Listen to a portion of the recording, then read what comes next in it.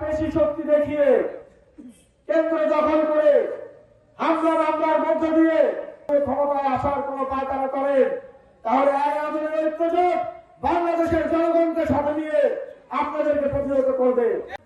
নিরাপত্তা শঙ্কা তৈরি করছেন, তারা মা বোনদেরকে বিভক্ত করার মতো ভয়ানক হুমকি দিচ্ছে।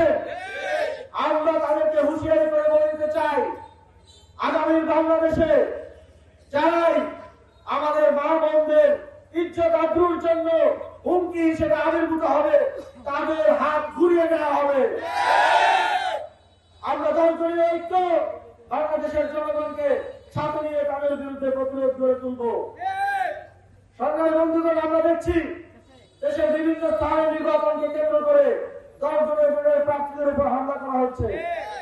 আজকে আমরা শেরপুর 3 আসনে দেখেছি দলীয় নির্বাচনের প্রচারণায় বিএনপির হামলায় 30-এর অধিক আমাদের সহযোদ্ধা আহত হয়েছেন।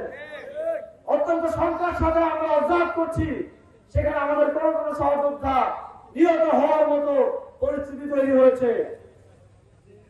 আমরা অনেক ধৈর্য ধরেছি, আমরা নির্বাচনের জন্য দেশের স্থিতিশীলতার জন্য ধৈর্য ধরছি।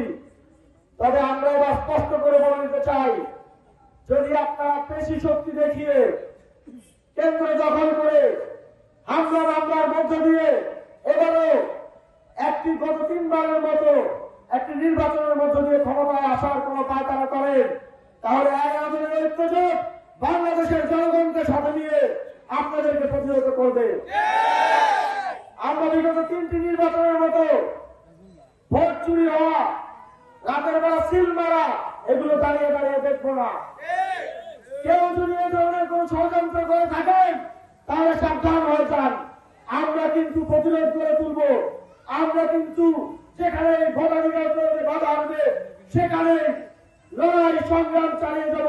কিন্তু এবার বাংলাদেশের জনগণকে ভোটাধিকার প্রয়োগ থেকে বিরত রাখতে কাউকে আমরা দিব না। আমরা বিশ্বাস করি দেশের জনগণ যদি ভোট দিতে পারে তাহলে তারা চাঁদাবাজির বিরুদ্ধে, সন্ত্রাসের বিরুদ্ধে, মামলা বাণিজ্যকারীদের বিরুদ্ধে, ইনসাফের পক্ষে, ন্যায়ের পক্ষে তাদের ভোটাধিকার প্রয়োগ করবে এবং আগামী ঐক্যজোট এবার নির্বাচিত হয়ে সংসদে তাদের প্রতিনিধিত্ব নিশ্চিত করবে। সরকারের বন্ধুগণ, আপনারা দীর্ঘ সময় ধৈর্যের সাথে এখানে উপস্থিত ছিলেন, আপনাদের সকলকে ধন্যবাদ জানাচ্ছি। আমাদের 11 দলীয় জোটের নেতৃবৃন্দকে ধন্যবাদ জানাচ্ছি এবং এর মাধ্যমে সাপলাটলির বিজয় প্রত্যাশা করে আমার বক্তব্য শেষ করছি। ইনশাআল্লাহ বিজয়ের দিনে আবার আমাদের দেখা হবে।